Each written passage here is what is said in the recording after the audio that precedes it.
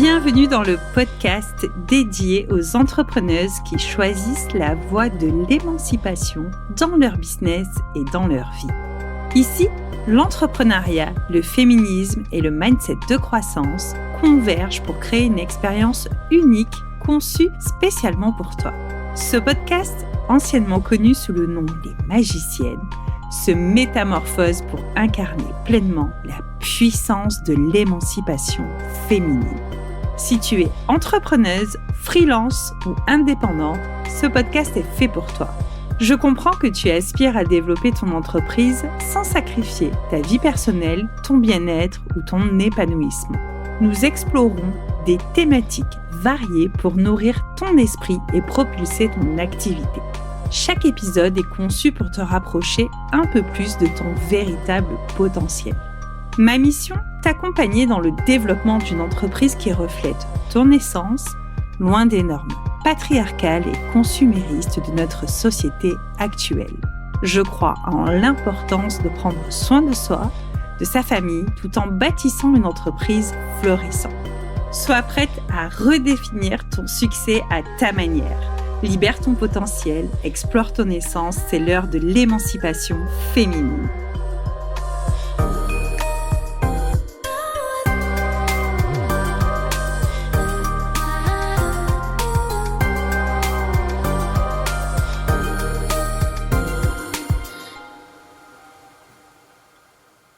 Hello et bienvenue sur ce nouvel épisode d'émancipation féminine. Aujourd'hui, nous allons parler de ce plafond de verre invisible qui te bloque dans ton entrepreneuriat. On va revenir sur une petite définition en économie. Qu'est-ce que le plafond de verre ? Le plafond de verre, c'est la répartition entre les hommes et les femmes dans différents domaines. Principalement, on l'utilise dans les comparaisons sur le salariat. Dans l'entrepreneuriat, le plafond de verre, on ne peut pas en parler sans parler des chiffres. L'entrepreneuriat, c'est seulement 16% de femmes qui sont chefs d'entreprise contre 27% d'hommes. Il y a quand même un sacré écart, presque le double. Et surtout, les femmes entrepreneuses se paient en moyenne 31% de moins que les hommes. En gros, ça fait que, c'est des chiffres INSEE que j'ai pris, elles sont 67% à gagner moins de 1 500 € par mois. C'est vraiment un chiffre qui m'a choquée, personnellement, parce que je me dis, waouh, c'est en dessous du SMIC, en fait. C'est-à-dire que aujourd'hui, il y a 67% de ces femmes-là qui entreprennent, qui gagnent moins de 1 500 € par mois. En fait, tu te mets dans la précarité en étant entrepreneur. Peut-être que c'est un choix, parce que peut-être que c'est du mi-temps, on n'a pas vraiment toutes les répartitions, mais ce qui m'amène donc à parler du plafond de verre dans l'entrepreneuriat, à quoi il correspond, versus le plafond de verre dans le salariat. Donc, dans le salariat, le plafond de verre, en général, on dit que les femmes n'ont pas accès à des promotions par rapport aux hommes. C'est souvent ça. Il y a aussi la question de la rémunération parce qu'elles sont moins bien payées que les hommes aussi dans le salariat. Voilà, ça, on trinque de partout, les filles, finalement. Et on a beaucoup de choses à faire, à militer pour faire avancer ça, pour que nos filles, nos sœurs, nos cousines, nos nièces, la génération suivante puissent faire péter réellement ces plafonds de verre. Il y en a ras-le-bol, en fait. Vraiment. Donc, voilà, dans le salariat, c'est-à-dire que, à un moment donné, on va te bloquer. Tu vas pas forcément accéder sur des postes de codir, tout ça. On va toujours mettre des hommes. Voilà ce qu'est le plafond de verre pour une femme dans le salariat. Et dans l'entrepreneuriat, c'est relié aussi à ce chiffre d'affaires. Souvent, c'est ça. En fait, c'est juste que tu as un niveau de CA. Quand tu discutes avec beaucoup d'entrepreneuses, en général, je ressens qu'il y a comme une force invisible, d'où le fait de plafond de verre, c'est-à-dire qu'on a l'impression qu'on voit le sommet, mais on n'y accède pas. Et c'est souvent relié au chiffre d'affaires que tu ne dépasses pas. Ou alors un mindset qui stagne, ou encore le développement de ton activité qui est au ralenti et tu ne comprends pas pourquoi. Qu'est-ce qui provoque en fait ce plafond de verre ?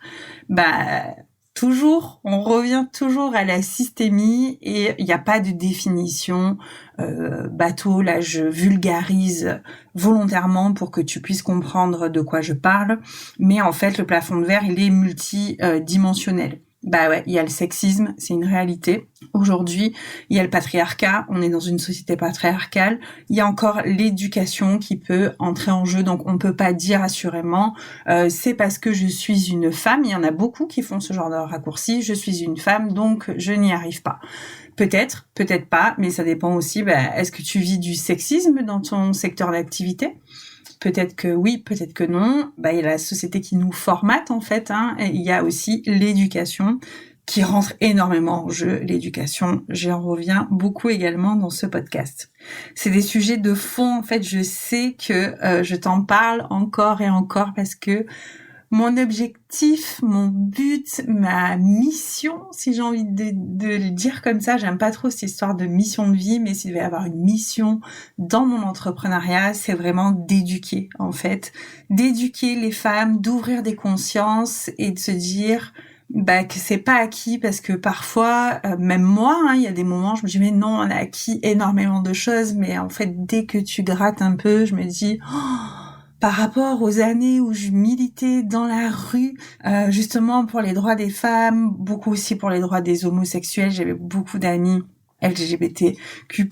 Voilà, j'ai passé beaucoup de temps jeune en fait à militer sur ce genre de sujet et j'avais une fougue incroyable autour de tout ça. Parfois je me prends une claque en fait pour te dire la réalité parce que quand je militais, c'était il y a plus de 20 ans. Ouais, c'est ça, il y a plus de 20 ans, entre mes 19 et mes 21 ans. Même avant, j'ai commencé à 14 ans en vrai à militer, mais vraiment sur ces sujets-là, j'étais déjà jeune adulte en fait, et je prends une claque dans le sens où j'ai eu 40 ans cette année, et je me dis en fait, il n'y a pas grand-chose qui a progressé. Je comprends pas pourquoi. Je comprends en fait pourquoi. C'est une façon de parler, de dire que je comprends pas pourquoi, parce que on nous entraîne, cette société patriarcale, productiviste, elle nous entraîne dans un espèce de tourbillon du quotidien qui fait que t'as moins le temps de t'occuper de ça. Est arrivé l'avènement des réseaux sociaux. Moi, j'avais à peu près une vingtaine d'années, 19 ans peut-être, quand Facebook est sorti, je crois. Bref, moi, je m'y intéressais pas, mais ça a happé les gens aussi. Et en fait, tant qu'on est concentré derrière notre ordinateur, derrière notre téléphone à scroller, assis devant Netflix, on n'est pas dehors. Et on fait pas avancer les causes. Et beaucoup d'hommes, beaucoup de femmes pensent que parce qu'on a le droit de vote, parce que on a le droit de travailler, parce qu'on a le droit de monter son entreprise, non, c'est bon, c'est acquis. En France, il y a l'égalité. No way, pas du tout. Donc voilà pourquoi je te parle régulièrement de tout ça. Revenons-en à notre sujet. Voilà, en tant que femme, c'est important de s'éduquer à ça et d'ouvrir sa pensée, de se dire j'ai peut-être encore des choses, pas que moi, pas que toute seule, mais dans la société à porter. Ok ? Donc, en entrepreneuriat, comme en salariat, tu auras compris, la place des femmes est à prendre de partout. Partout. Et cela, on a vraiment besoin des politiques publiques qui, clairement, à date, elles s'en foutent royalement.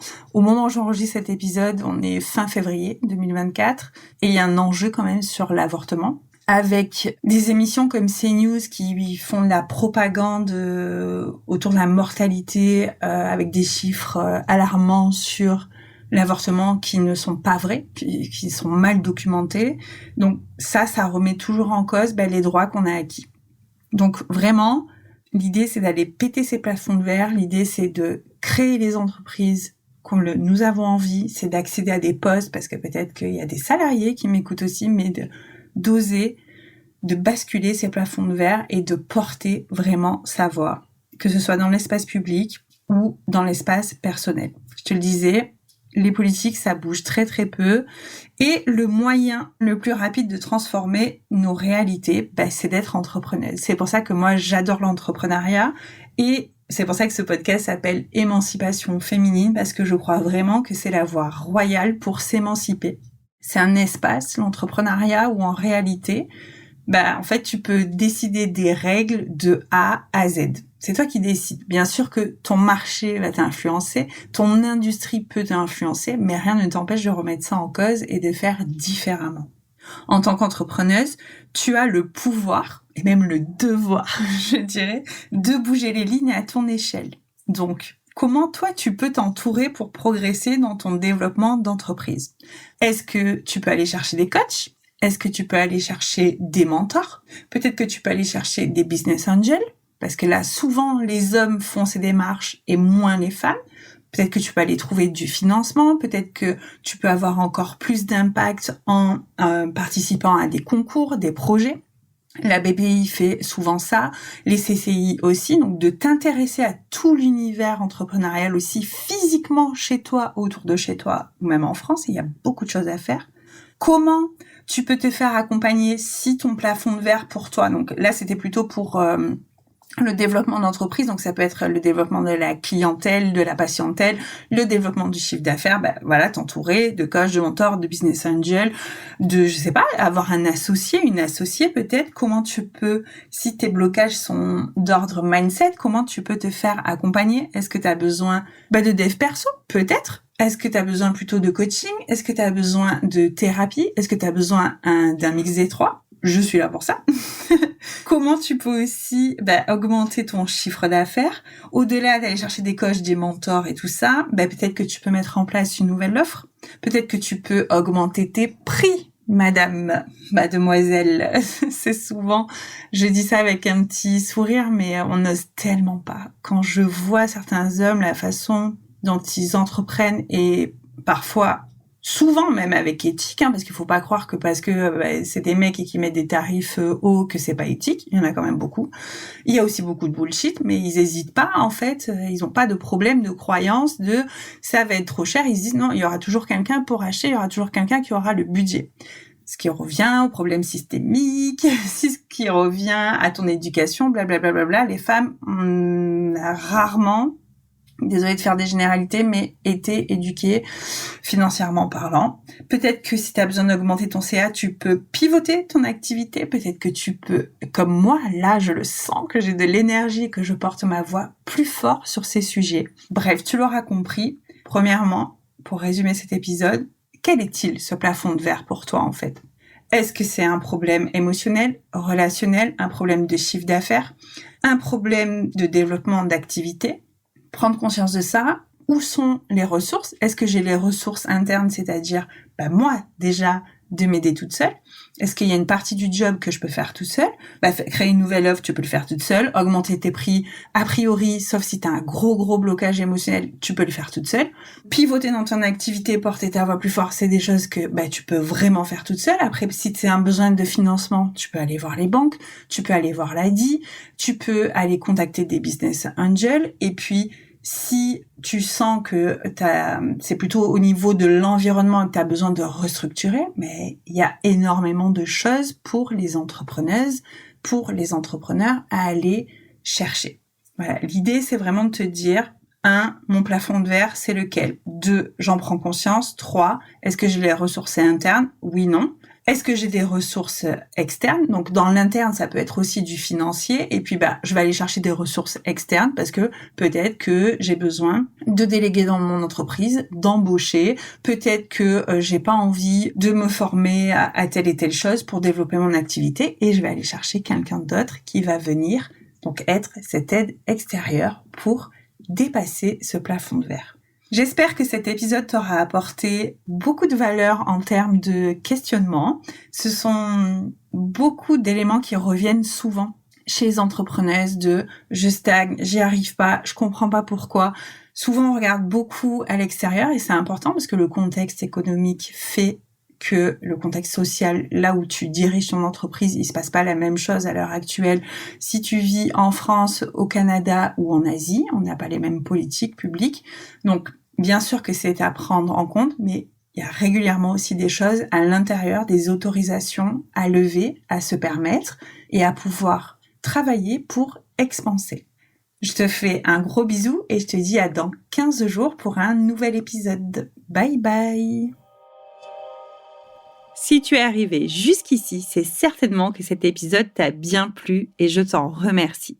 Tu peux soutenir mon travail en partageant un ou plusieurs épisodes à une entrepreneuse qui aurait intérêt à découvrir ces échanges. Tu peux rester en contact avec moi en t'abonnant à ma page Instagram Madame Flow Coaching.